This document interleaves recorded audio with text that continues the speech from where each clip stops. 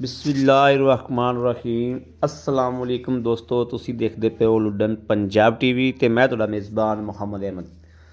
सब तो पहले अपने चैनल लुडन पंजाब नूं करना है सबसक्राइब और बैल आइकॉन करना है प्रेस ताकि मेरी आने वाली अच्छी और बेहतरीन वीडियो मेरे वीर मेरे दोस्त साडे नाल मुहब्बत करने वाले वेखण सब तो पहले। जनाब जिहड़ी माशाअल्लाह वीरां दे सामने खलोती है और लुडन पंजाब की जीनत बनी है माशाअल्लाह।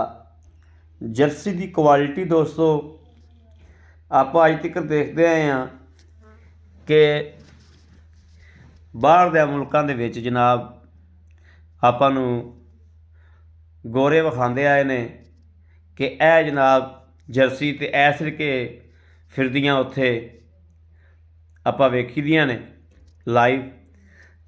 ये माशाअल्लाह माशाअल्लाह अपने पंजाब दे विच बुरा शहर दे विच खड़ी माशाअल्लाह। पंजाब अपने विच बुरे शहर च माशाअल्लाह मौजूद खड़ी है और मेरे दोस्त माशाअल्लाह हर चीज़ जड़ी वो क्लीयर होएगी इंशाअल्लाह।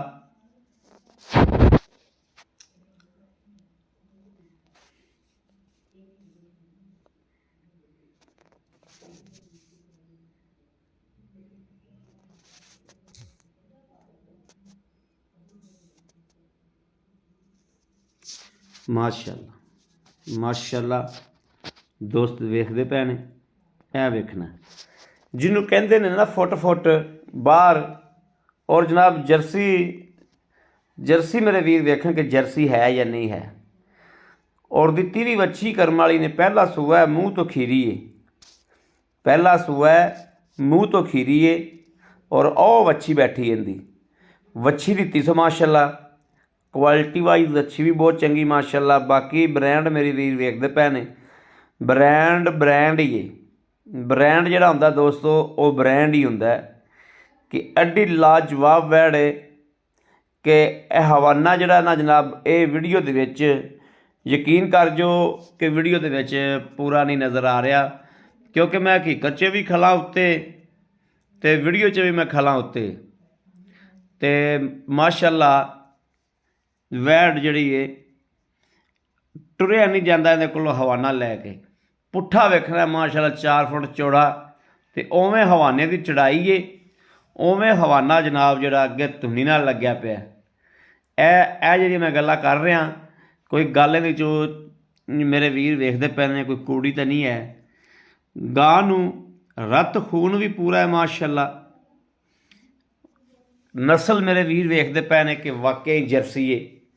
ए जर्सी दोस्तों जर्सी क्वालिटी मैं भी तो मेरे रंगे होर वीर भी जर्सियां एवें बनाई रखते। जर्सियां जर्सी क्वालिटी जिहड़ी है उन्होंने असल उनका चीज़ ही आ आउंदी है।